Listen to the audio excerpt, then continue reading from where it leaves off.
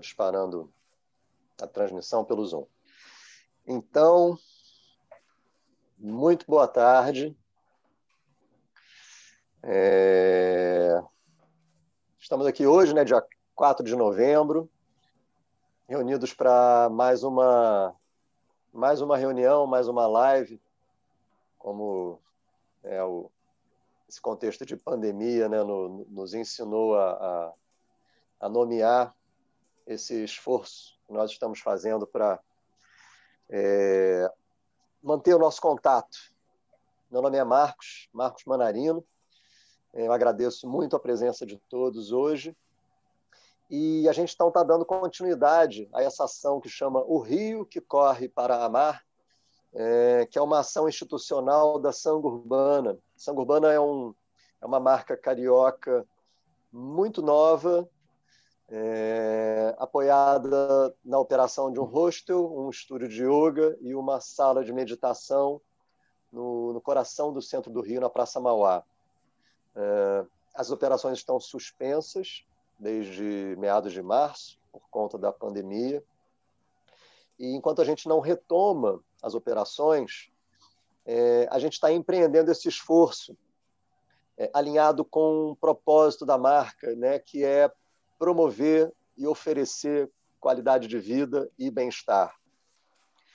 Então, a gente está numa terceira live, onde nós estamos reunindo especialistas para conversar com a gente sobre aspectos da cidade do Rio de Janeiro, aspectos que promovam um desenvolvimento sustentável.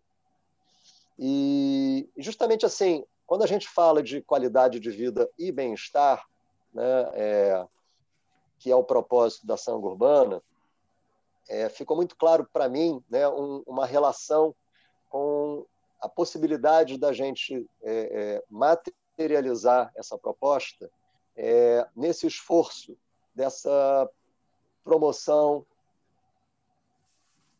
de uma proposta de qualidade de vida diferente que está sendo necessária, né, não apenas para os cidadãos do Rio de Janeiro, mas para cidadãos no mundo inteiro. E aí que a gente faz a ligação com a Agenda 2030 da ONU, os Objetivos de Desenvolvimento Sustentável. A ONU, desde 2015, promove uma Agenda 2030, que ela está apoiada na elaboração de 17 Objetivos de Desenvolvimento Sustentável. Esses objetivos, atrelados a eles, existe um conjunto de mais de 160 metas. E esse é um esforço, né, um esforço global de promoção de um conceito de desenvolvimento que implica mudanças profundas. Que até então, o desenvolvimento que norteia, né, os países, as sociedades e, inclusive, os indivíduos, é um desenvolvimento que é prioritariamente, eminentemente econômico. Essa agenda da ONU, ela coloca uma mudança de paradigma muito profunda, né? O desenvolvimento que está colocado agora, ele precisa estar apoiado em 3 pilares que precisam caminhar simultaneamente, integrados, indissociáveis. Então, o desenvolvimento social, o desenvolvimento ambiental e o desenvolvimento econômico, eles precisam caminhar juntos. Então, a gente está reunido aqui justamente ao longo, né, dessas ações, para a gente falar das questões do Rio de Janeiro, né? Como é que o Rio de Janeiro pode se transformar, né, numa cidade sustentável, né? Uma cidade que seja pródiga economicamente e que, né, alcance uma justiça social e que alcance um equilíbrio ambiental. Desde o início dessa ação, a gente tem conversado com todos os especialistas, né, que estão se aproximando, e a gente enfatiza que a gente não quer dar nenhuma orientação político-partidária para essa ação. O objetivo é colocar para a população, atrair as pessoas para qualificar o debate, né? A gente também está vivendo um período de muita pressão externa, pressões muito sérias e muito graves, né? A pandemia causa um impacto na vida das pessoas que é de uma ordem que a gente não tinha muito conhecimento, né? Quer dizer, apesar de que na história, né, da sociedade, do ser humano, a gente percebe que existem ciclicamente surtos, né, pandêmicos, e a gente, né, pela história, a gente, né, toma conhecimento disso, mas na hora que acontece na nossa vez, não é nada fácil, a gente percebe isso.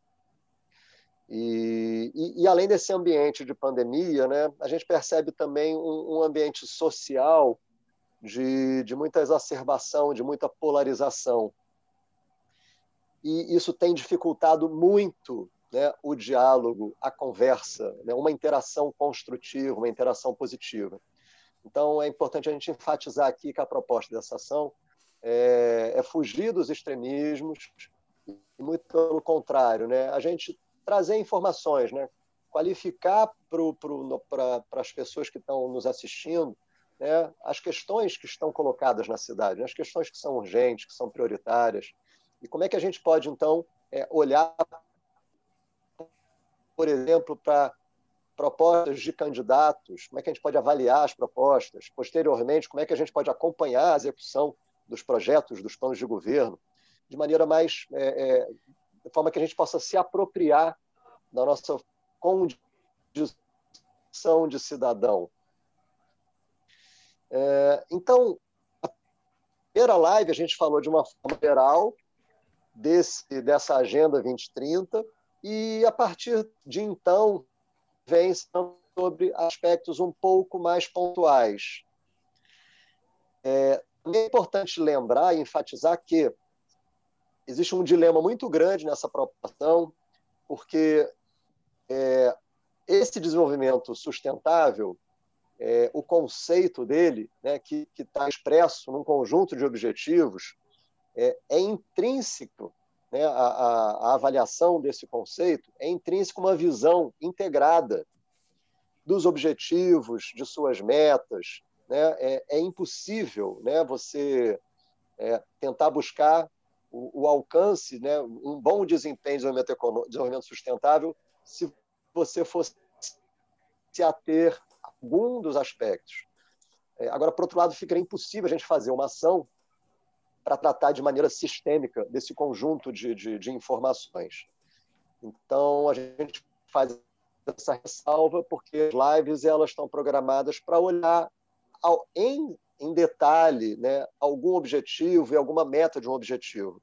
Mas é importante a gente enfatizar que essa visão ela é apenas para viabilizar a promoção de todas dessas informações. A gente sabe que essa não é a forma adequada para a gente se apropriar desse conhecimento. Então, hoje a gente vai falar de crescimento econômico sustentado ou sustentável no Rio de Janeiro. O Rio de Janeiro tem condições de empreender e desenvolver uma economia sustentável? Como é que esse conceito pode ser incorporado à estrutura produtiva do Rio? Há competência disponível para sustentar esse movimento? A referência para essa live é o Objetivo de Desenvolvimento Sustentável número 8, que ele está descrito da seguinte forma: promover o crescimento econômico sustentado, inclusivo e sustentável, emprego pleno e produtivo e trabalho decente para todas e todos. Então, a gente aqui vai falar hoje com Luiz Fernando Pessoa, e o Luiz Fernando ele está acompanhado da Eliane, e na sequência nós vamos falar com o Alexandre. O Alexandre é o parceiro da ação, o Alexandre tem estado presente, né, em todas as lives. Então a gente vai abrir aqui a participação, dando boa tarde aqui para o Luiz Fernando.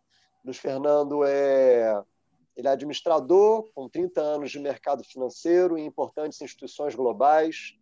Em 2002, como gestor da CVM, fundou a Local Invest, gestora de fundos de participação. Em 2014, ele foi CEO da Ergos Energia Renovável. E o Luiz Fernando, hoje ele é CEO, né, do DIS, é o Distrito de Inovação e Sustentabilidade. Luiz Fernando, E aí, desenvolvimento sustentado ou desenvolvimento sustentável? Primeiro, Como é que a gente obrigado aí pela... olha para o Rio de Janeiro e trabalha isso tudo? Boa tarde. Obrigado aí pela oportunidade da gente estar podendo divulgar um pouco, diria nem o nosso trabalho, o nosso conceito. Quando a gente nasceu, quando você vê a minha jornada aí de profissional do currículo, você sair do mercado financeiro, fui trabalhar numa empresa de energia renovável e agora estou no DIS, que tem um conceito de inovação e sustentabilidade. Quando a gente fez esse conceito, a gente pegou um modelo internacionalmente conhecido, que é o conceito tripla hélice, que você envolve as empresas, o governo e a academia para exatamente trabalhar em conjunto. Quer dizer, trabalhar em cooperatividade, em associatividade, é um conceito do DIS. Mas a gente também tem um cuidado de colocar determinadas palavras ou ações ou compromissos, como o caso da sustentabilidade, que é uma palavra muito rica na economia, sem você estar comprometido com ela. A sustentabilidade, você está, mais uma vez, trazendo para a construção dos seus atos, das suas construções, dos seus pensamentos, um conceito também tripla, né? Que você fala da sociedade, você fala das empresas e fala do meio ambiente. Você está construindo simultaneamente, juntando esses personagens. Agora, quando a gente pensou em fazer isso, não tinha melhor caso que o Rio de Janeiro. O Rio de Janeiro é um case exemplar disso, porque você pega quem são os maiores investimentos no Rio de Janeiro? É o setor de óleo e gás e energia. Você pega o setor de agricultura também é muito forte, metal mecânico. Nós temos uma região muito litorânea, todo o investimento da economia do mar, que é uma economia que está crescendo muito, que é necessário esse tipo de conceito. Então, o DIS, quando ele pensou em trabalhar esse conceito como economia, como a gente tinha que pensar isso na origem.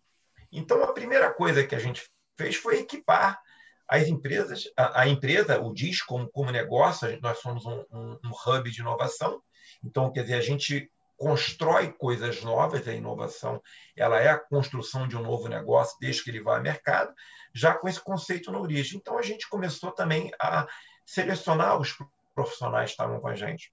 Então, hoje nós temos o pessoal da academia, tudo muito bem graduado na questão de empreendedorismo, na questão da inovação. E hoje, a Eliane, que está com a gente, ela exatamente é que ela dá o tom certo da sustentabilidade, o quanto essa palavra tem a responsabilidade de ser dedicada. Ela não é uma palavra, ela é uma atitude, ela é um compromisso. E é um compromisso muito sério, é um compromisso que a gente vê muita gente falando de inovação, falando de sustentabilidade, mas você olhar essa palavra, você tem que ter um compromisso na construção. Então, eu chamei a Eliane para ela representar a gente, como ela sempre representa, nos institutos de tecnologia, ela que nos representa, quando a gente recebe as pesquisas dos pesquisadores, dos técnicos das empresas, é a Eliane que faz o filtro para dizer se esse conceito tem sustentabilidade. Então, eu não podia deixar de colocá-la dentro desse debate. Ela é uma bióloga marinha, ela é doutorada em ecologia, professora da UFRJ, da Universidade da Bahia, ela é pesquisadora. Assim, então, ela tem todo um currículo dentro dessa construção. Então, eu queria convidar a Eliane para mostrar um pouco do que a gente pensa na sustentabilidade. E, por favor, Eliane, faça-se presente. Obrigado a todos. Boa tarde. Gostaria de agradecer o convite do Marcos para participar dessa live, né?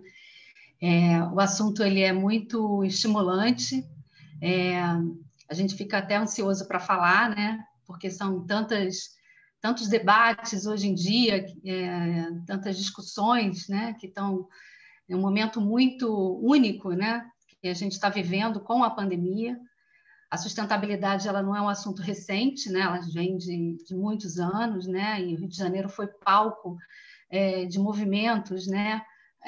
Para a sustentabilidade, né? Para a construção do que a gente tem hoje, né? Em termos de conceito de sustentabilidade. com a Eco 92, né? Então, é um prazer estar aqui falando, né, sobre esse assunto. Eu separei alguns slides para passar, para a gente poder contextualizar, porque é importante a gente ter uma ideia, né, geral para poder olhar o caso do Rio de Janeiro, né, que é o assunto dessa live de hoje. Então, vou compartilhar aqui a minha tela.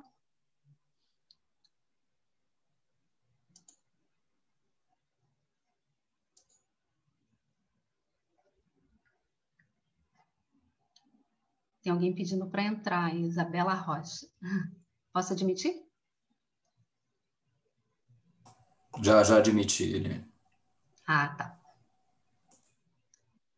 Vocês estão vendo a tela? Sim. Bom, queria começar destacando aí esse momento, como eu estava falando aqui, que é um momento de transição, né? A gente nunca viveu uma situação drástica como a gente vive hoje, acelerada pela pandemia, mas que já vem dando sinais de algum tempo, com uma série de eventos extremos, não só as queimadas, né, como a gente viu esse ano, muito graves aqui no Brasil, mas problemas de enchentes, né, de secas prolongadas em determinadas regiões. Então, o mundo está vivendo uma série de eventos extremos, e esses eventos extremos são causados pelas mudanças climáticas, né? A gente vive um período de emergência climática já provado pela ciência. E aí vem uma frase que me deixa muito preocupada, né? Mas, ao mesmo tempo, pensando que é necessário, né? Talvez seja necessário a gente viver esse caos que a gente tem hoje, que é um aumento da entropia, né? Uma energia sem precedentes, uma energia sem controle, né? Que gera uma entropia enorme, um desequilíbrio maior, para a gente poder voltar, né? E ter um equilíbrio novamente, um novo equilíbrio. E aí é que a gente espera que esse novo equilíbrio ele venha com uma resposta positiva diante de tudo que está acontecendo, né? Que a gente use essa experiência, né, como um aprendizado para poder fazer diferente. E é o que a gente está vendo, o mundo todo está discutindo, como é que vai ser essa retomada, né? Em que bases vão ocorrer essas novas atividades econômicas, né, e que levam ao desenvolvimento dos países. Então, a gente vê alguns sinais de que existe luz no fim do túnel, né? E esses sinais eles vêm de uma forma mais constante nos últimos 2 anos. No ano passado, um estudo foi assinado por 11 mil cientistas e 153 países reconhecem a emergência climática, reconhecem que o mundo está passando por um evento drástico de mudança, né, em função do aquecimento e do aumento dos gases de efeito estufa. A gente teve também um manifesto público assinado por várias empresas de que tem que haver uma mudança, tem que haver um reset no business as usual, quer dizer, o negócio a qualquer preço, né? A gente também teve um sinal muito claro que o principal investidor do mundo, o Larry Fink, ele ressaltou que as empresas devem integrar a sustentabilidade nas suas estratégias de negócios. Quer dizer, o assunto ele deve estar, a sustentabilidade ela não deve estar em outro setor, ela deve estar dentro da estratégia de negócio. E o Fórum Econômico Mundial em Davos, né, dedica um tempo muito grande para discutir esse assunto, que é a sustentabilidade e a proposta de um capitalismo do stakeholder, quer dizer, o propósito na frente do lucro. Então, isso são sinais claros de que a gente está realmente acenando para uma mudança efetiva, né? Porque antes, né, o movimento estava muito restrito aos ambientalistas, às pessoas que tinham algum conhecimento, que tinham alguma sensibilidade ambiental, né, e que se encantavam com o discurso. Agora não, agora ele já não está mais restrito a esse ambiente, ele já começa a frequentar as empresas, frequentar o mundo dos negócios. Então, aí a gente observa que realmente as coisas devem mudar, podem mudar, né? O Marcos já falou um pouquinho, né, sobre os Objetivos de Desenvolvimento Sustentável. Eles são a grande bússola para a gente trabalhar como deve ser traçado esse desenvolvimento. A gente não está perdido, né? A gente já tem uma bagagem, a gente tem uma série de estudos e de conceitos que já foram trabalhados nos últimos 50 anos sobre sustentabilidade. Então, a gente não pode dizer que não sabe o que fazer, a gente já sabe o que fazer, né? Então, isso tem sido muito dito nas reuniões, nos seminários. Os estudos já revelaram, né, o que deve ser feito. O que a gente precisa agora é de ação. Então, esses Objetivos de Desenvolvimento Sustentável, né, que formam a Agenda 2030, traçam metas muito claras que devem ser alcançadas para a gente conseguir ter um mundo mais equilibrado, um mundo mais igual, né? Livre da pobreza extrema, livre da fome, com saúde e bem-estar para todos, né? Com a vida na água saudável, né? Então, você vê uma série de objetivos e de metas, são 169 metas, destacando aqui desde aspectos ambientais, sociais e econômicos.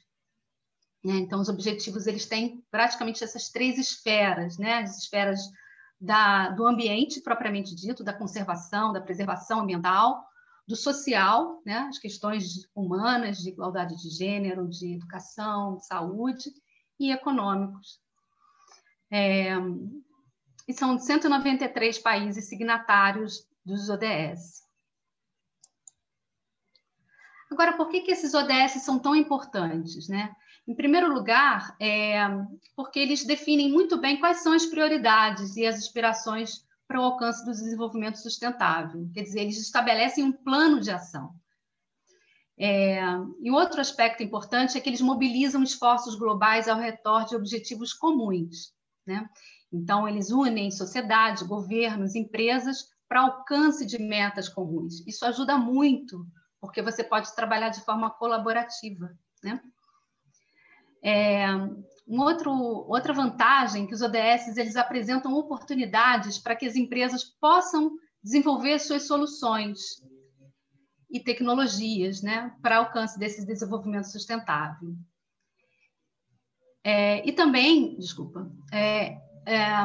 as empresas elas podem usar o ODS como uma referência global para moldar, conduzir, comunicar, relatar suas estratégias, objetivos e atividades. Então, como eu falei, os ODS são como uma bússola, elas ajudam bastante essas empresas, os governos e a sociedade mesmo na visualização do que seria o desenvolvimento sustentável. O que tem se dito muito hoje em dia é que as empresas são as principais parceiras no alcance dos objetivos. Integrá-los à sua estratégia de negócio torna-se, então, essas empresas mais competitivas e preparadas para o futuro. Eu trouxe aqui 3 principais benefícios, né? Porque qual seria a vantagem, né, de uma empresa incorporar o ODS à sua estratégia de negócio, né? A não ser, assim, a curto prazo, estou tendo uma atitude responsável, né, com socioambiental, estou sendo aderente aos princípios. Não, vai muito além, né? As empresas que aderem, né, aos ODS, elas podem redirecionar, elas podem identificar melhor negócios futuros, elas podem... os ODS eles vão redirecionar fluxos de investimento público e privado voltado a resolver esses desafios. Então, as empresas elas podem se utilizar, né, desse fluxo de investimentos que vai ficar mais disponível para elas desenvolverem as suas oportunidades e seus negócios futuros.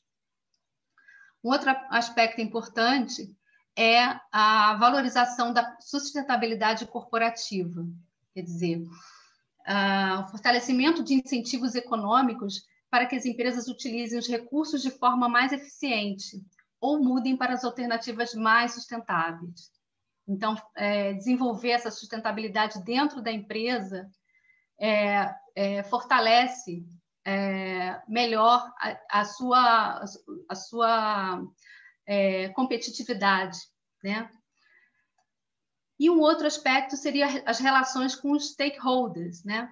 Uma vez as empresas que melhor se relacionam com suas partes interessadas, ou seja, seus clientes, a sociedade, os seus fornecedores, elas ficam mais alinhadas, né, com as expectativas, né, e criam alianças melhores para alcançar esses objetivos. Quer dizer, elas ficam mais alinhadas, né, com as questões da sustentabilidade. Bom, o assunto da live de hoje foi justamente trabalhar, né, o Objetivo de Desenvolvimento Sustentável 8, né, que é justamente que trata da promoção do crescimento econômico sustentado, inclusivo e sustentável, emprego pleno e produtivo e trabalho decente para todos. Quer dizer, é um ODS totalmente voltado à questão econômica, né? O Rio de Janeiro, né, ele tem um potencial muito grande, né? Assim, a indústria de óleo e gás e a indústria de turismo são potenciais áreas de crescimento do Rio de Janeiro, né? Ao mesmo tempo, são áreas que vêm, principalmente o óleo e gás, nos últimos anos, né, vem caindo muito os investimentos por conta da crise de petróleo, né, a situação da Petrobras. São áreas, são questões, né, que trouxeram perdas econômicas para a cidade. E o turismo, agora com a pandemia, ele foi duramente afetado, né? Mas a cidade ela oferece, né? Se a gente for pensar em termos de recursos naturais que o Rio de Janeiro tem, né? Montanhas, as praias, né? A rede hoteleira mesmo, né? Já consolidada, seria uma indústria que tem um potencial muito grande para a cidade. Então, nesse momento em que a gente vive, né, uma depressão econômica, né, e que a gente precisa olhar para o futuro e enxergar as oportunidades que se abrem, né, para retomada econômica, utilizando, né, os recursos que a gente tem hoje em dia de pensar e refletir sobre uma economia verde, sobre uma economia sustentável. Essas atividades elas não podem existir se não forem traçadas, né, dentro de um aspecto da sustentabilidade. Quer dizer, se o negócio dessas empresas, dessas indústrias, dessas operações não incorporarem as questões de sustentabilidade nos seus negócios. Então, é assim que eu vejo, né? E o nosso distrito, né? O nosso... Desculpa, vou passar aqui o próximo. O Distrito de Inovação e Sustentabilidade, né? Que é o hub de negócios e de inovação das empresas, ele tem justamente o objetivo de gerar e estimular o empreendedorismo, criando valor e sustentabilidade em negócios emergentes, né? Então, a gente trabalha exatamente dentro desse objetivo, que é o objetivo 12, né? Aproximando as empresas, investidores e sociedades e a sociedade de negócios de impacto social. Então, o DIS ele vem atender um pouco a esse objetivo, né? Buscando trabalhar dentro das empresas, principalmente das pequenas e médias empresas, o conteúdo de sustentabilidade dentro da sua estratégia de negócio, incorporando cada vez mais, né, o desenvolvimento sustentável. Eu chego no meu último slide e estou aberta aí à discussão aí no final, para a gente poder conversar um pouco mais. Eliane, Luiz, muito obrigado. né, por enquanto aqui, é muito interessante, né, a gente ter uma informação, por mais que seja assim curta e breve, mostrando que, né, num ambiente, né, econômico, né, você falou do Fórum de Davos, você falou do grande investidor, a incorporação desse conceito, né, como orientador de negócio, isso é algo que já está em curso. Né? Ainda que a gente saiba que esse movimento vem com atraso, né, mas é necessário que esse movimento venha, e é bom que ele esteja em curso. E é importante, inclusive, né, iniciativas como essa, que o objetivo é justamente a gente criar uma massa crítica de pressão de baixo para cima, né, porque você destacou, né, como uma das oportunidades para as empresas se mobilizarem nessa direção, é o relacionamento delas com os seus stakeholders, né, e um dos principais stakeholders das empresas é justamente o mercado consumidor, não importa a área de atuação da empresa. Então, é onde nós indivíduos, podemos exercer a nossa pressão, né? A gente tem alcance da nossa atuação, né, mas num limite da nossa individualidade, né? Mas como, né, o foco de interesse das empresas, nós também temos muito poder. Então, é importante a gente tomar conhecimento dessas informações para a gente exercer o nosso poder de influência e, dessa forma, incentivar que empresas, né, tomem suas medidas, que governos criem suas políticas. E aí eu vou aproveitar, então, para introduzir agora, dar continuidade na conversa, porque o Alexandre César Mota é o nosso parceiro. Alexandre está desenvolvendo uma pesquisa, Alexandre é professor, economista, atualmente está desenvolvendo um doutorado justamente em cima do tema sustentabilidade urbana. E o Alexandre vai falar para a gente sobre responsabilidade social corporativa. Existe um pacto global que consolida princípios para que as empresas possam estruturar seu modelo de gestão de uma forma conectada aos ODS. Está correta a minha introdução, Alexandre? Boa tarde. Boa tarde, Marcos. Boa tarde, Eliane. Boa tarde, Luiz. Boa tarde a todos que estão presentes aí na sala. Tá correto, né? Eu vou falar um pouquinho desse tema também. Eu não vou hoje, ao contrário do que fiz nas outras lives, Marcos, eu hoje não vou projetar uma apresentação, não vou falar com base em slides, mas eu queria, antes de falar sobre o Pacto Global propriamente dito, eu queria entrar numa outra discussão, pegando um gancho na fala da Eliane, e é uma questão que nos traz até aqui, inevitavelmente, né? A gente está falando, na temática de hoje, sobre um foco um pouco maior no objetivo 8 dos ODS, né, que é promover o crescimento econômico sustentado, inclusive sustentável, enfim, emprego pleno, trabalho decente para todos. De fato, um objetivo com foco maior nas questões econômicas, naquele pé do tripé da sustentabilidade, no pé econômico desse tripé, mas você mesmo comentou no início da sua fala que a gente não pode deixar de entender os ODS sempre numa perspectiva integradora, numa perspectiva sistêmica. Então, apesar de ser um objetivo com um foco maior nas questões econômicas, ele não está dissociado também das demais questões socioambientais que acabam se interrelacionando de alguma maneira. Né? Então, a minha fala ela começa no seguinte sentido, né? Reforçando um pouco de um slide mencionado pela Eliane, eu acho que a gente, de fato, vive hoje uma grande crise, tá? Só que essa crise não é uma crise que nasceu ontem, né? Essa é uma crise, na verdade, que vem sendo alimentada por 200 anos, né?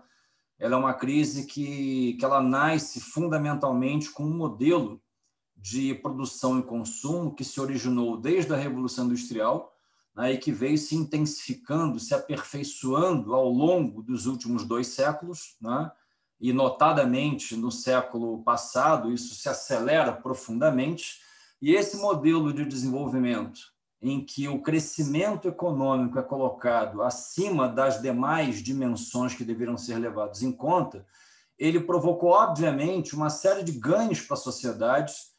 Nós somos hoje uma sociedade, do ponto de vista material, econômico, muito mais rica do que éramos há 100 anos atrás, 200 ou 300 anos atrás, inegavelmente, mas esse crescimento, essa acumulação de riqueza, ela cobrou um preço muito alto para o planeta em termos de desigualdades sociais e desequilíbrios ambientais patentes, né? Fáceis de serem observados nos dias atuais, mas não somente nos dias atuais, né? A gente já observa isso de algumas décadas para cá, né? Então, essa crise ela tem uma história, né? E eu vou falar rapidamente um pouquinho dessa história antes de desembocar nos objetivos do desenvolvimento sustentável formulados já nesse século, né? Porque, na verdade, esse modelo de crescimento, né, em que o crescimento econômico é colocado como uma prioridade, né, esse modelo modernizador, desenvolvimentista, ele tem origem no pós-guerra, claramente, né, e ele foi fundamentado por todos os países em geral, em desenvolvimento e nos países mais modernos no período pós-guerra. O esforço de reconstrução do pós-guerra foi fortemente influenciador desse movimento em que o crescimento econômico para geração de riqueza, geração de renda e empregos era fundamental naquele momento histórico, né? Então, durante mais ou menos 30 anos após a Segunda Guerra Mundial, esse foi o modelo que guiou, né, o desenvolvimento dos países mundo afora, né? Mas já nos anos 60 do século passado, você começa a ter o surgimento de algumas publicações, de alguns autores que começam a colocar em questão, a colocar em dúvida os efeitos que esse modelo de desenvolvimento, que privilegiava o crescimento econômico, os efeitos que ele estava provocando sobre as sociedades de um modo geral, né? Então, você tem ainda na década de 60 3 publicações importantes, né? Uma foi a Primavera Silenciosa, de Rachel Carson, que começa a mostrar os impactos ambientais das ações humanas, né? Nos estudos que ela desenvolveu. Um trabalho de Harding também que fala sobre escassez de recursos versus o crescimento populacional, que já a ideia de uma bomba populacional que já se avizinhava foi um termo cunhado por Ehrlich num estudo publicado em 68, né, que ele começava a se preocupar com o problema do crescimento populacional e de como é que você daria conta de sustentar, de saciar a fome dessas pessoas sem provocar danos ambientais irreversíveis, né? E aí você tem, já na década de 60, um trabalho de Meadows também muito interessante, falando sobre os limites do crescimento, né? Como é que os impactos desse crescimento econômico sobre a deterioração ambiental já eram claramente notados. Então, você percebe que no pós-guerra, esse modelo de crescimento econômico colocado como prioridade também começou a provocar impactos do ponto de vista socioambiental que começaram a fazer surgir reações em termos de estudos e publicações acadêmicas que começavam a colocar isso em questão. Então, você começa a perceber que no final dos anos 70, esse modelo claramente começa a mostrar sinais de esgotamento, né?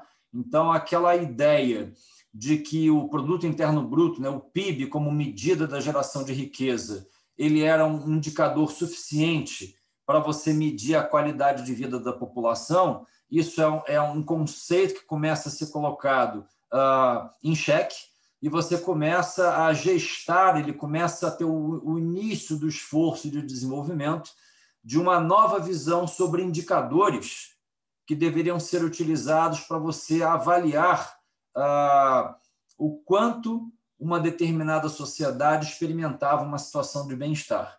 Então, o surgimento de indicadores como o IDH, o índice de Gini, o ISA, que é o Índice de Sustentabilidade Ambiental, entre outros, começam a ser uma forma de você reagir a essa predominância desse modelo de crescimento econômico em que, basicamente, o único indicador de avaliação do desenvolvimento, e desenvolvimento essencialmente econômico, era o indicador medido pelo PIB, ou PIB per capita, né? Então, isso é claramente colocado em xeque, e aí, na transição dos anos 70 para os anos 80, o que se começa a perceber é que a gente começa a experimentar um momento de transição paradigmática, eu diria, né? Aquele paradigma cartesiano mecanicista, né, que sustentava esse modelo modernizador desenvolvimentista do pós-guerra, em que o crescimento econômico estava acima de qualquer outra coisa, ele começa a ser colocado em xeque,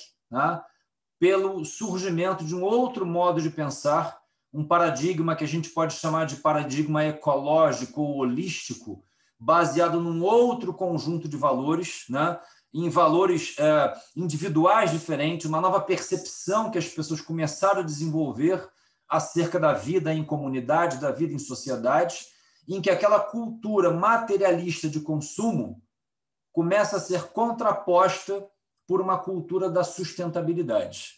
Então, nos anos 80, né, você começa a ver claros sinais de surgimento de novos valores relacionados a um novo paradigma, uma nova visão de mundo, né, em que esse modelo de crescimento econômico a todo custo era claramente colocado à prova, né?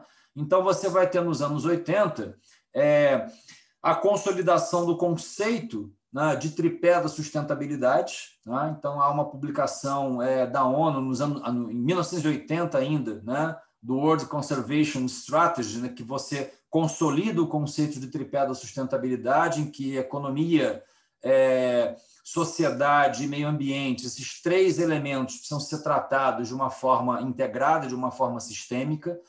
Em 1987, você tem a publicação do relatório Brundtland, que consolida, é uma conferência da ONU que consolida o conceito de desenvolvimento sustentável, né, que basicamente fala que você precisa ser capaz de atender às necessidades do ponto de vista econômico, social e ambiental desta geração, né, sem comprometer a capacidade das gerações futuras de também satisfazerem suas próprias necessidades.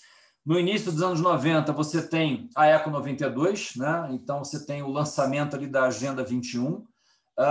Em 2002, você tem a publicação dos Objetivos do Desenvolvimento do Milênio, os ODMs, que foram revisitados, foram ampliados com a publicação em 2015 e a entrada em vigor em 2016 dos ODS, dos Objetivos do Desenvolvimento Sustentável, que seria hoje, para nós, um modelo de referência de objetivos, de metas e de indicadores que a gente pode utilizar para avaliar o quanto países, regiões, estados ou cidades, que é o foco da nossa atenção aqui, estão rumando, estão caminhando no sentido de se desenvolverem de uma forma mais sustentável.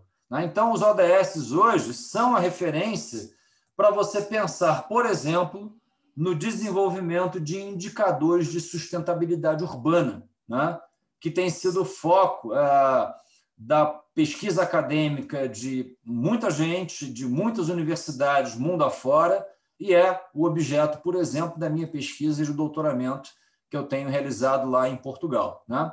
Então, só para ilustrar rapidamente, você tem no Brasil, né, três referências importantes que são derivadas de alguma forma dos ODS, né, publicados em 2015, que são o Guia de Gestão Pública Sustentável, que é um guia de indicadores que foi formulado pelo Programa Cidades Sustentáveis, que é um programa não governamental, conduzido pelo Instituto Ethos e algumas outras organizações, que contemplam um conjunto de indicadores que pode ser usado, eu vou abordá-los aqui rapidamente na sequência, que podem ser usados para você avaliar a sustentabilidade urbana das cidades, né?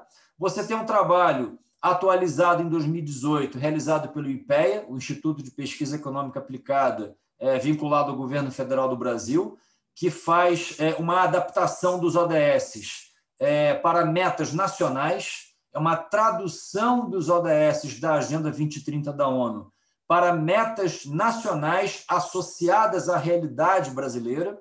E você tem, ainda mais atualizado do que isso, você tem a plataforma ODS Brasil, que é uma plataforma digital, de certo modo administrada pelo IBGE, que tem lá um quadro geral dos indicadores brasileiros para os ODS da Agenda 2030, com seus diferentes status, né? Aqueles indicadores que têm uma metodologia desenvolvida e têm dados para serem medidos, outros que têm metodologia, mas eventualmente não têm bases históricas de dados ainda suficientes para serem medidos. Então, é um status muito atualizado, é atualizado mensalmente, semestralmente, com base nos indicadores que vão sendo atualizados. Então, é a plataforma que a gente tem hoje como referência no Brasil, mais atualizada para a gente tomar como base para a avaliação da sustentabilidade, do quanto o Brasil, por exemplo, está de fato rumando no sentido de realizar, de alcançar os ODS da Agenda 2030. Então, nesse sentido, eu vou mostrar aqui muito rapidamente, porque esse é o foco da minha fala, né? É falar sobre indicadores, né? Dentro dessas lives que a gente está realizando, eu sempre tenho sido o especialista, digamos assim, que tem abordado a questão dos indicadores. Eu vou falar rapidamente sobre alguns deles, antes de voltar rapidamente para falar sobre o Pacto Global, como havia sido sugerido pelo Marcos, né? Então, o Guia de Gestão Pública Sustentável, que está vinculado ao que eu chamei de Programas Cidades Sustentáveis, é um guia que tem um conjunto de indicadores, tá? Que se relacionam às várias dimensões, aos vários objetivos dos ODS da Agenda 2030, e tem um capítulo desse guia, né, chamado Economia Local, Dinâmica, Criativa e Sustentável. Ele carrega nesse tópico um conjunto de indicadores que estão não somente associados ao ODS 8, que trata do crescimento sustentado, inclusive sustentável. Por quê? É exatamente aquela ideia de que a gente olha para os ODS de uma forma integradora e sistêmica. Então, eu posso ter vários indicadores ligados ao desenvolvimento econômico, mas que, na verdade, perpassam vários ODS distintos da Agenda 2030 e não estão relacionados somente ao ODS 8, por exemplo. Tá? Então, eu vou citar aqui talvez apenas uns 5 indicadores, só para efeito ilustrativo, né? Eu já falei sobre essa publicação na live da semana passada. Esse é um documento que é público, é fácil de você encontrá-lo no Google, né? É só procurar por guia. Exatamente o nome dele é Guia de Gestão Pública Sustentável, ou a outra palavra-chave de busca é Programa Cidades Sustentáveis. Então, ele é um documento muito interessante porque ele sugere uma série de indicadores que você pode pensar na sua adequação para a avaliação da sustentabilidade urbana das cidades. Esse é o propósito dele. Tá? Então, eu vou citar aqui, como eu disse, apenas uns 5 indicadores, só para mostrar como esse documento funciona e como é que as cidades podem usá-lo como uma referência para a avaliação do seu grau de sustentabilidade urbana. Então, um primeiro indicador que eu destaco é um indicador chamado acesso ao crédito para pequenos empresários. Tá? Então, o ODS 9 da Agenda 2030, entre outras coisas, ele menciona a necessidade de você prover crédito acessível para pequenas empresas. Então, um indicador que você poderia utilizar para medir o alcance desse ODS é verificar a existência, a disponibilidade, né, de crédito acessível para pequenos empresários. Então, a medição desse indicador é um indicador alinhado, aderente ao ODS 9 da Agenda 2030 e que pode dar uma contribuição interessante, por exemplo, para você monitorar o avanço de uma cidade no sentido de que ela esteja criando, de alguma forma, um ecossistema que suporta a inovação, que suporta o empreendedorismo local, através da concessão e da disponibilização de crédito mais fácil para pequenos empresários, por exemplo, para fazerem com que eles movimentem a economia local, né? Um outro indicador que eu destaco aqui e menciono a importância da gente entender o desenvolvimento econômico atrelado a desenvolvimento socioambiental, como eu havia mencionado. Tem um indicador que está associado ao ODS 8, né? Particularmente a meta 8.4, que trata de eficiência na utilização dos recursos, seja no consumo, seja na produção. Então, um indicador pensado por esse guia de sustentabilidade, né, é o consumo de água que é empregado na atividade econômica local. Então, é claramente sabido hoje que os grandes consumidores de água são as indústrias. Então, as indústrias precisam perseguir a utilização cada vez mais de processos produtivos que racionalizem, que otimizem a utilização de água, como um recurso escasso, como um recurso que está se tornando de cada vez mais difícil acesso e de custo cada vez maior. Então, a sociedade precisa endereçar soluções urgentes para o desafio de lidar com a escassez de água no planeta, né?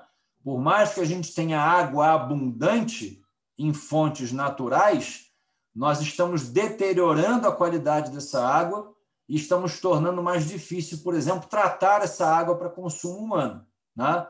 Vide o que nós experimentamos no Rio de Janeiro no início desse ano, né? Então, um indicador importante é você avaliar o consumo, o nível de consumo de água na indústria, por exemplo, porque isso está claramente associado ao ODS 8, que trata de eficiência na utilização de recursos de um modo geral, seja no consumo, seja nos processos produtivos. Esse é um indicador que pode ter muita importância e particularmente numa cidade como o Rio de Janeiro, que sofre com problemas de abastecimento de água, ou numa grande cidade como São Paulo, que alguns anos atrás sofreu problemas seríssimos em relação à disponibilidade de água para consumo na grande metrópole, né?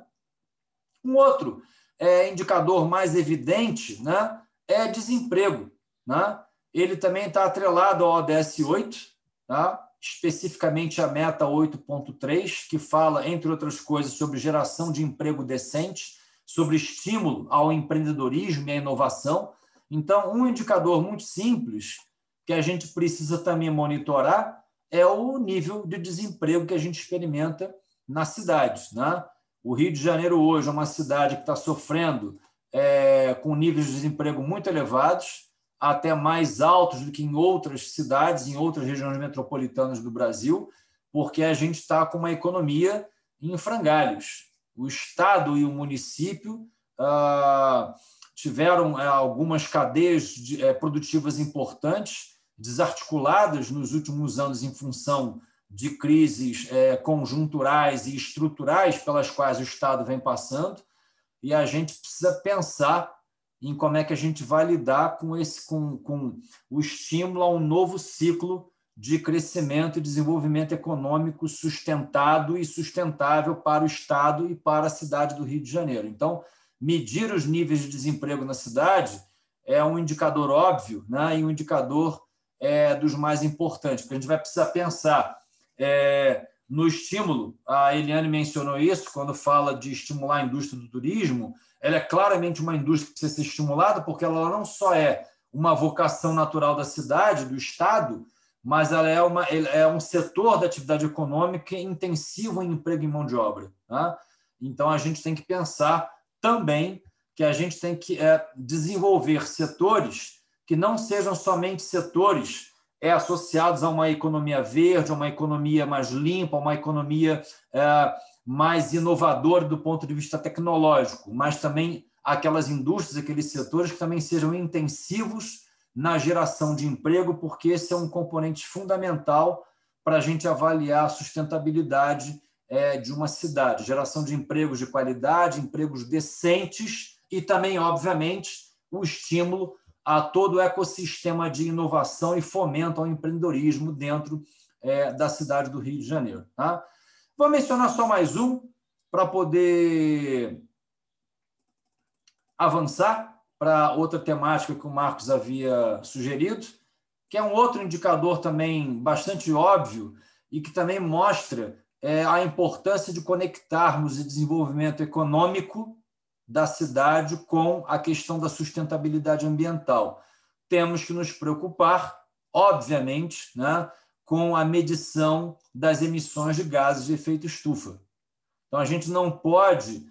isso está alinhado com a preocupação que a Eliane externalizou de você estimular uma economia mais verde, uma economia mais sustentável, mais limpa no estado e nas cidades, porque não adianta você estimular, você promover o crescimento econômico se isso vai cobrar um preço em relação à deterioração do meio ambiente.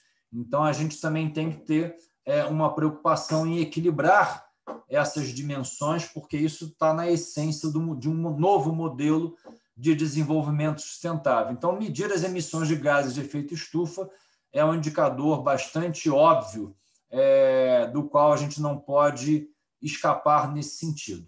Então, esse documento ele tem, eu até elenquei aqui uma série de outros indicadores, mas eu não vou explorar porque a gente não tem tanto tempo disponível assim. Faço mais uma vez o convite para que vocês capturem esse documento no Google. Ele é muito fácil de ser achado com as referências que eu passei para vocês.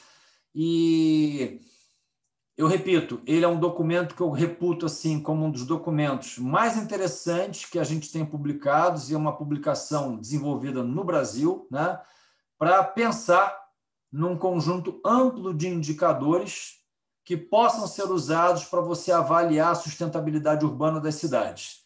E ele é um documento que foi muito bem elaborado, porque para cada indicador que é desenvolvido, que é sugerido, ele está claramente atrelado a um ODS da Agenda 2030. Então, ele é um instrumento que serve para os gestores públicos, por exemplo, a avaliarem o quanto as cidades estão caminhando, estão rumando em direção a um modelo de desenvolvimento sustentável para as suas cidades. Tá?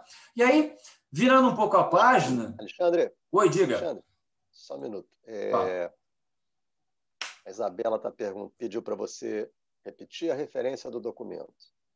O documento você pode encontrar com duas referências combinadas, né? Ele chama-se Guia de Gestão Pública Sustentável, e esse é o guia, né? O guia é um documento propriamente dito. Nesse documento, ele foi concebido no âmbito de um programa chamado Programa Cidades Sustentáveis. Então, basta colocar no Google que você vai encontrar esses dois documentos, o documento sobre o programa e um outro documento que é o guia propriamente dito, que carrega uma série de indicadores como esses que eu citei aqui agora há pouco.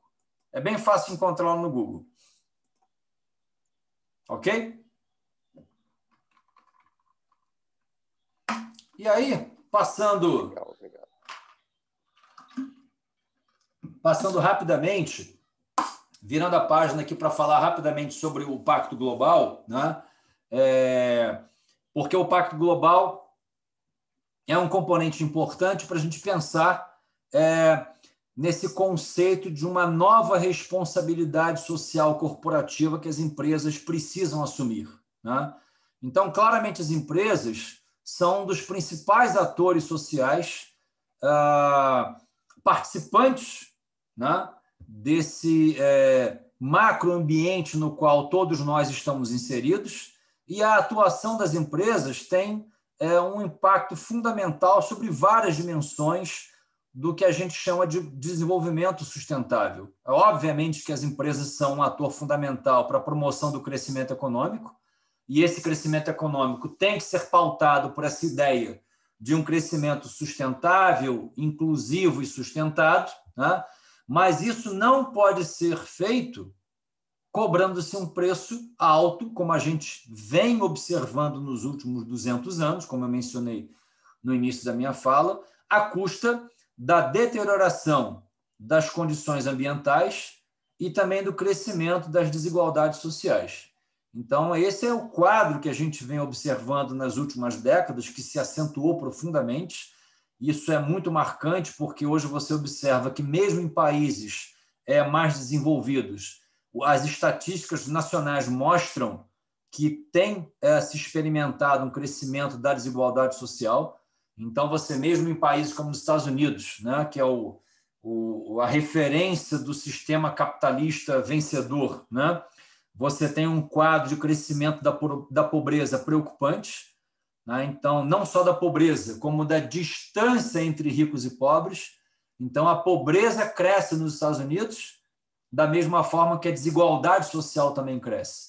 Então, esse não é um fenômeno de países pobres ou de países em desenvolvimento, como o Brasil.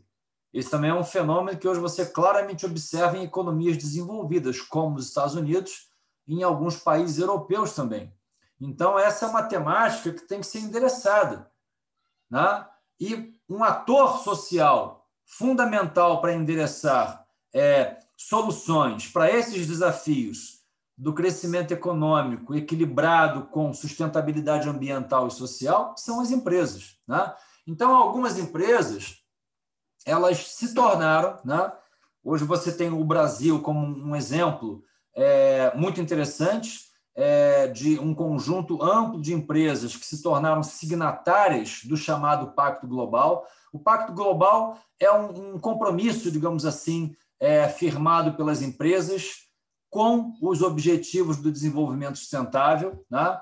E é um compromisso derivado de algo que foi lançado pela ONU no início dos anos 2000, né?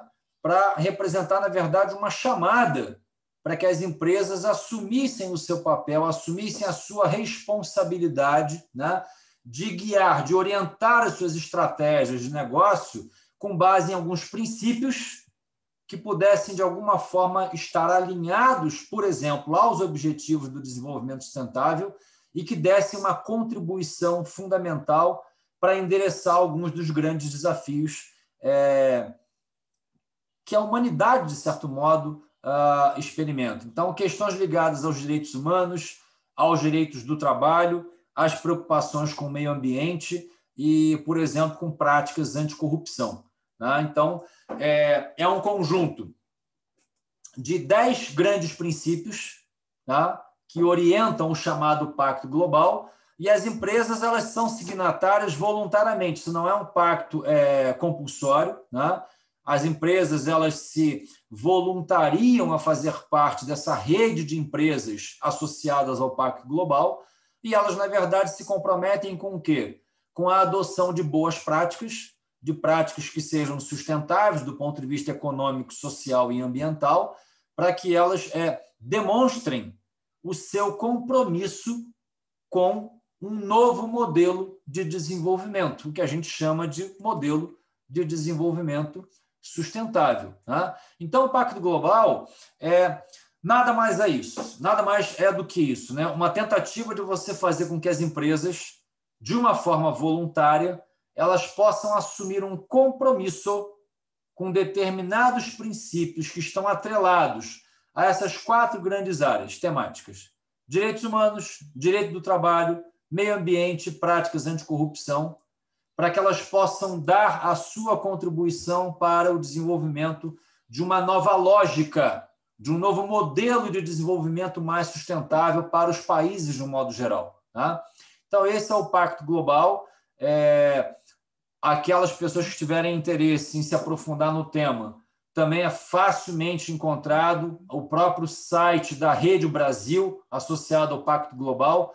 Basta colocar isso no Google, Pacto Global, Rede Brasil, você vai encontrar o site da Rede Brasil associado ao Pacto Global, ver as empresas que estão associadas, que são signatárias no Brasil, ver um conjunto de experiências bem-sucedidas no sentido de práticas empresariais, boas práticas empresariais que endereçam soluções para esses grandes desafios que estão associados aos 10 princípios e perceberem como é que as empresas, ao assumirem esse compromisso, elas estão, na prática, assumindo o quê?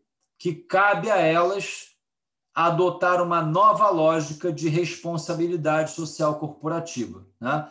Uma responsabilidade com a sociedade que vai muito além dos modelos tradicionais que sempre guiaram a atuação empresarial ao longo das últimas décadas ou até dos últimos 2 séculos, digamos assim, né? Porque o modelo que nos trouxe até aqui de desenvolvimento, que sempre privilegiou o crescimento econômico acima de qualquer coisa, é exatamente o modelo de desenvolvimento que empresas signatárias do Pacto Global não querem mais compactuar com ele.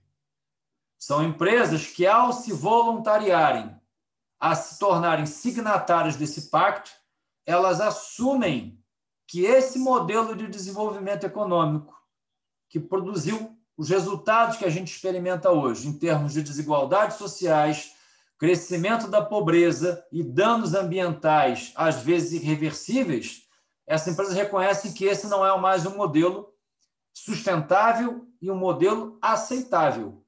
Então, elas assumem uma nova responsabilidade social diante da sociedade, de um modo geral, de trilharem uma trajetória para os seus negócios orientada por esse tripé da sustentabilidade, né?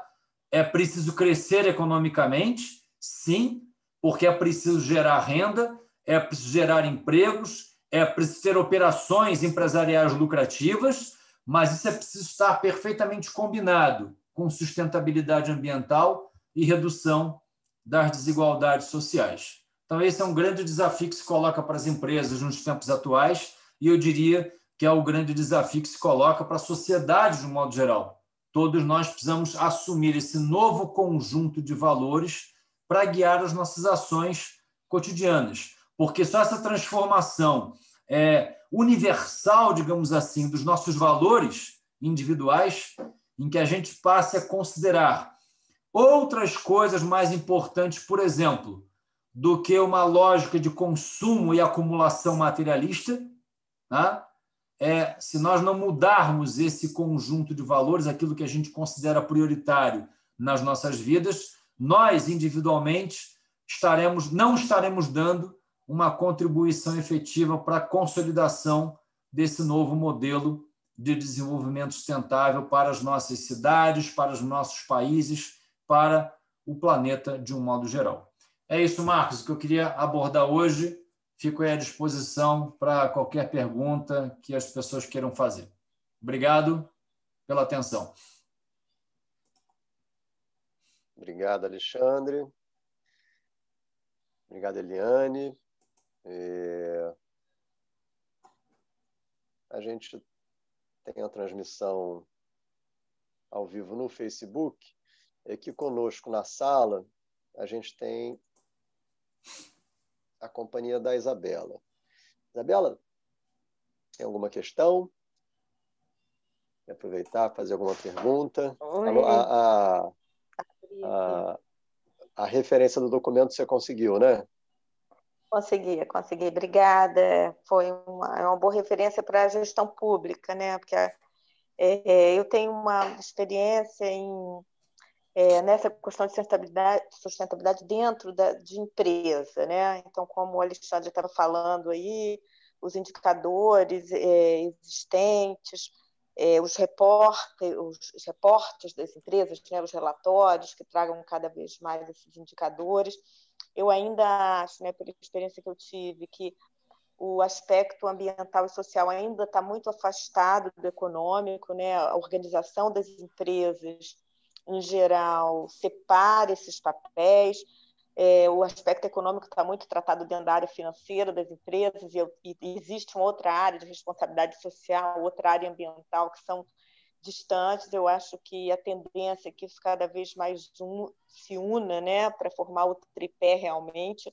A gente não está falando em assuntos separados, os assuntos têm que ser misturados, né, olhados sobre esses 3 aspectos.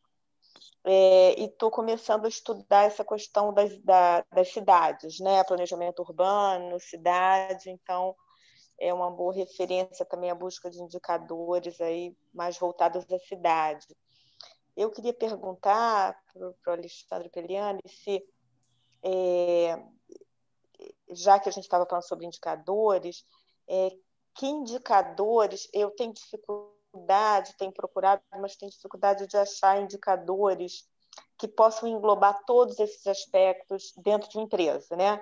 Então, assim, como se, por exemplo, na área financeira, se fala muito do EBITDA das empresas, né, da geração de valor medido através da geração de caixa, o EBITDA da empresa. Mas quando você vai para a área ambiental e social, aí você vai buscar outros indicadores, emissão de gases de efeito estufa, geração de resíduos, mas eu sinto falta de um indicador que tente englobar tudo do tripé, né? Que possa definir a empresa, por exemplo, quanto ela gera de valor, olhando sobre todos os pontos de vista, sobre todos os aspectos, né?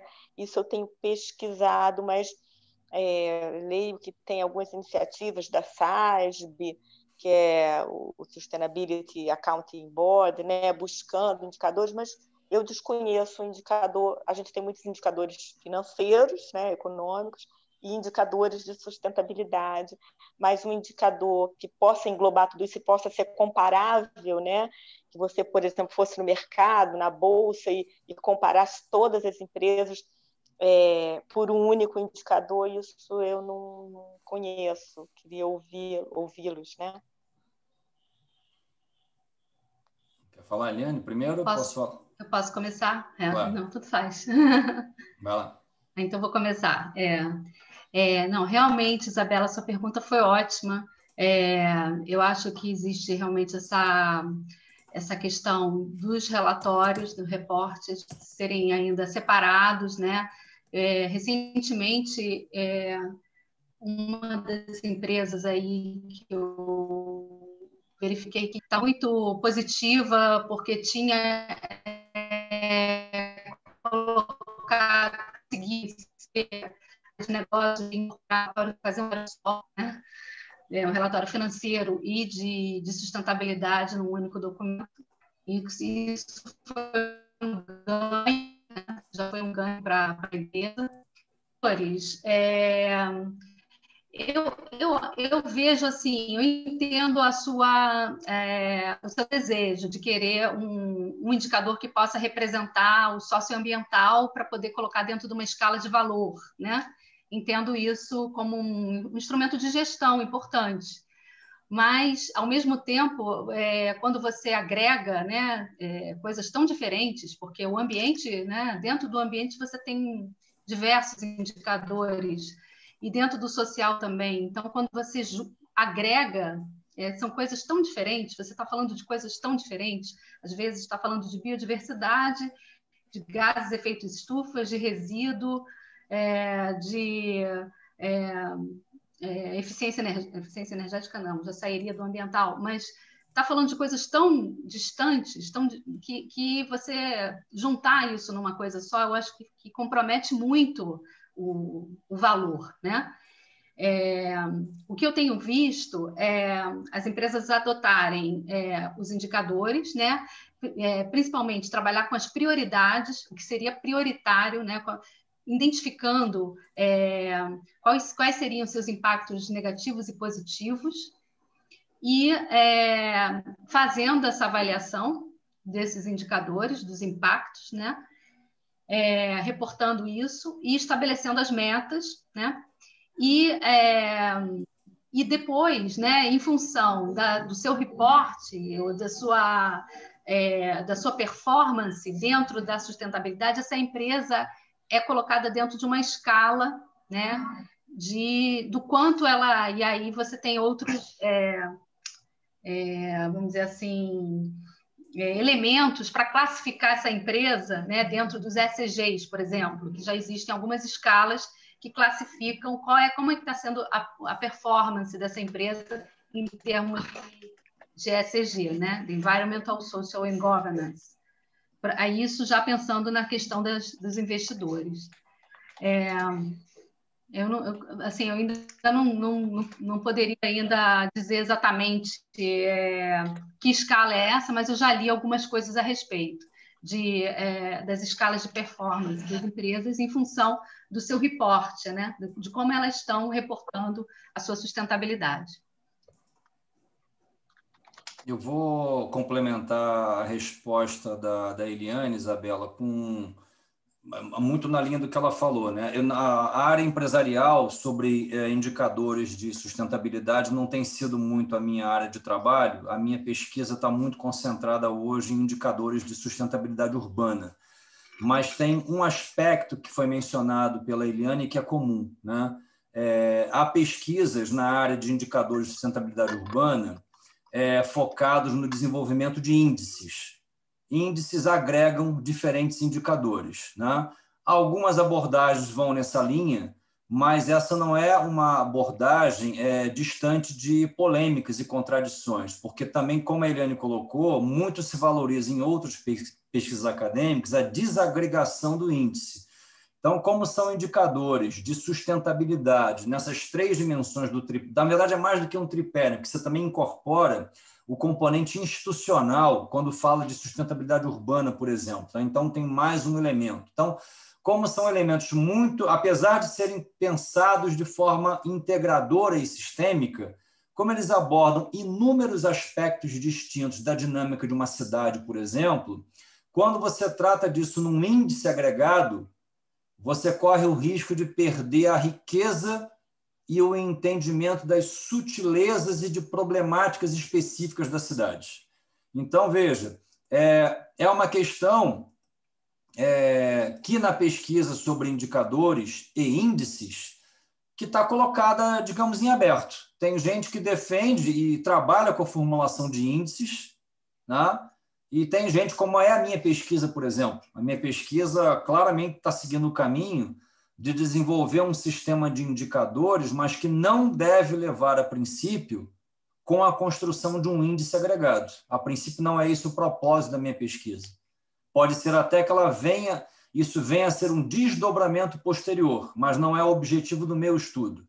Porque, por exemplo, a complexidade da cidade do Rio de Janeiro é tão grande e a diversidade dos seus problemas tamanha que a construção de um índice de avaliação da sustentabilidade urbana poderia esconder essas especificidades e dificultar o endereçamento de soluções para esses desafios que a gente enfrenta, né?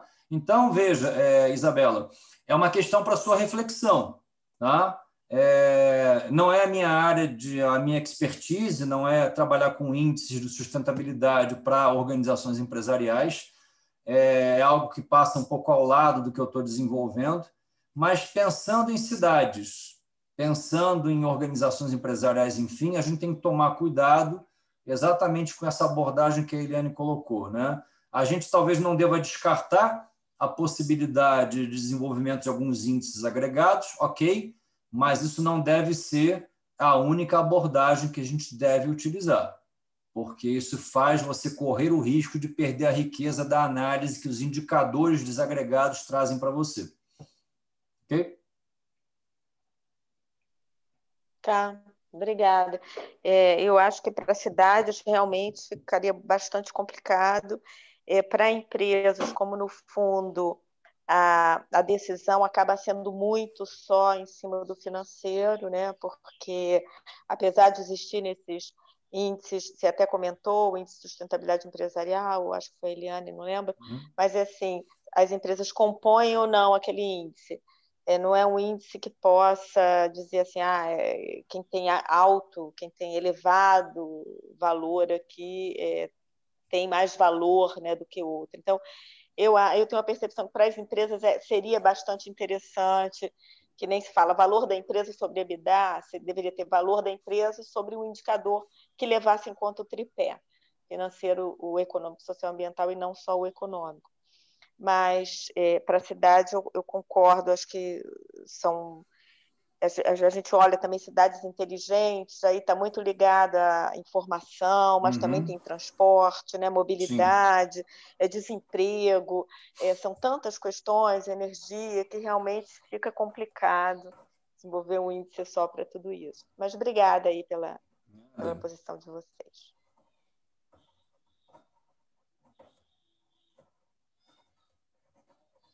Bom,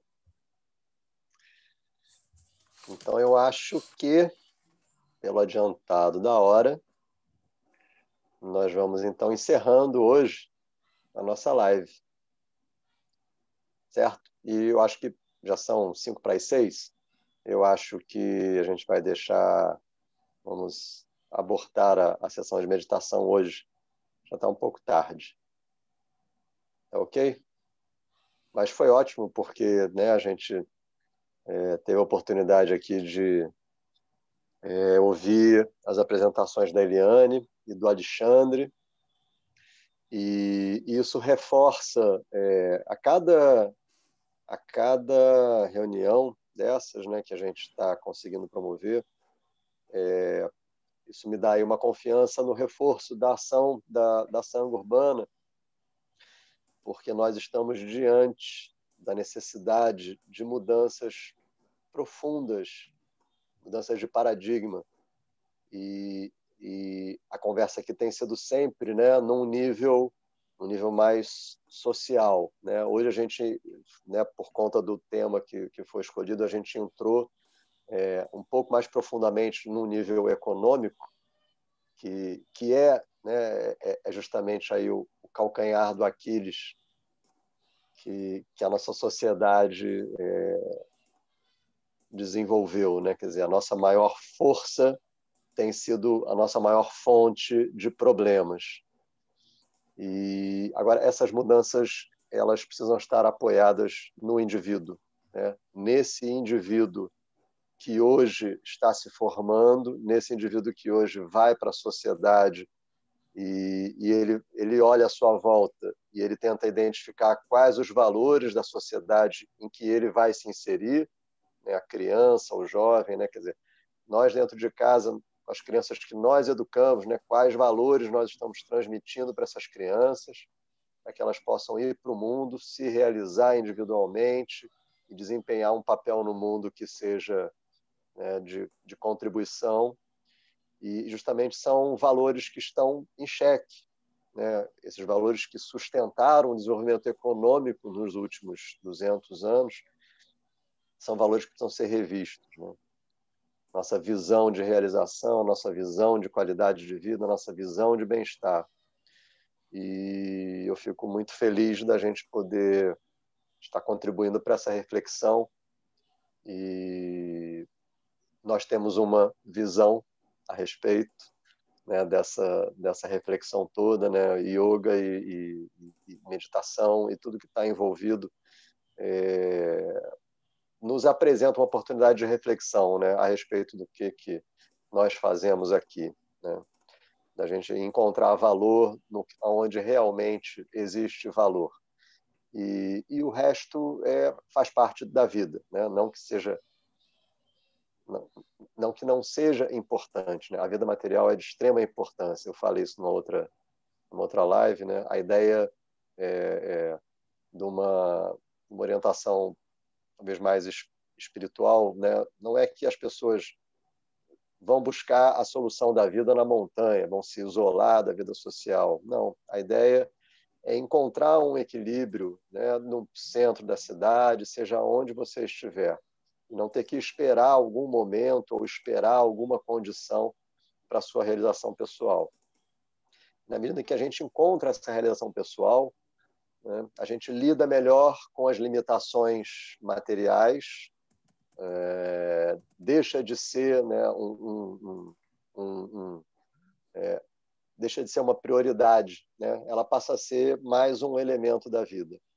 E a gente encontra um pouco mais de paz, um pouco mais de equilíbrio.